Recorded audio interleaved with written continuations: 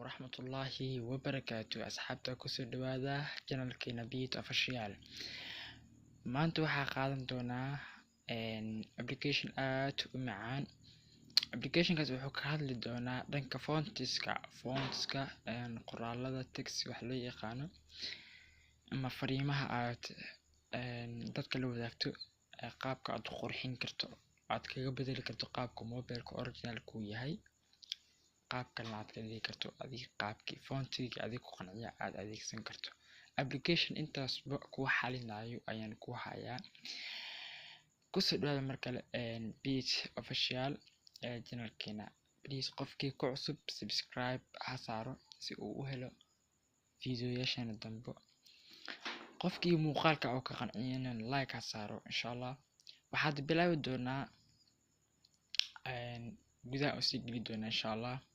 barnaamijka idin sheegay waa kana font slayer for WhatsApp midka ku qoran tahay. waxaad ka helaysaa meel walba laga soo download gareysto app ama application waxa u taqaanid.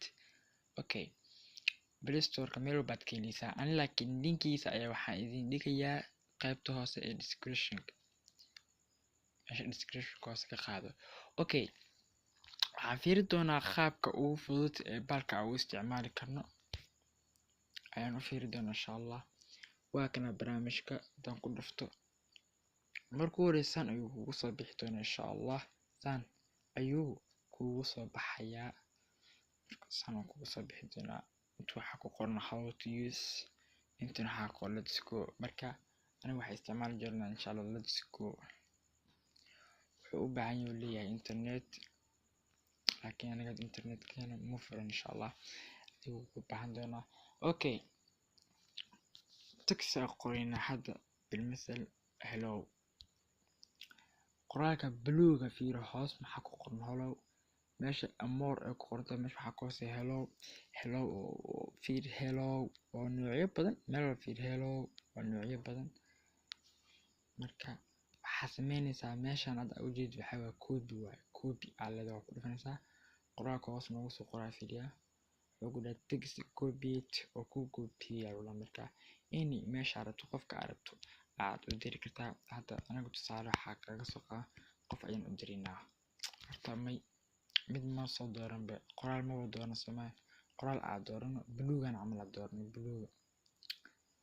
blue aad dooranayna se copy leenahay. copy marka dhahno wiilkan dayax u dirinaa bal saxaabtay mid kamid ah waa pastor. wow, mida hello soo ku qoray top maxaan waaye.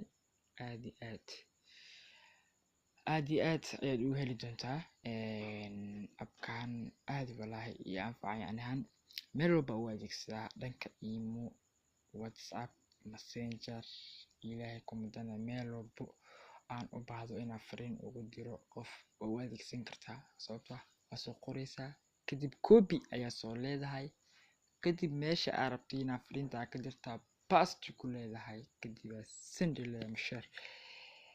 marka waxaan rajeynayaa insha Allah inaad ka wada faa'iidi doontaan. markale iyo saddexaad waxaan idin leeyahay please subscribe saar gacanta abateedka loo furo channelkeena. subscribe al saaro si aad u hesho muuqaaladeena dambe insha Allah.